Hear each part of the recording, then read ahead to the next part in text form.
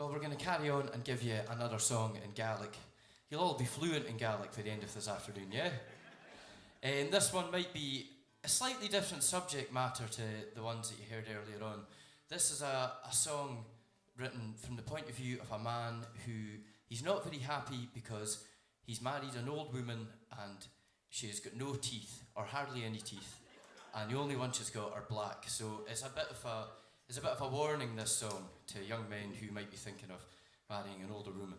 And in fact, the song finishes off by him saying he's happy that she dies. So there you go. They're not all sad songs in Gaelic. There's a happy one for you.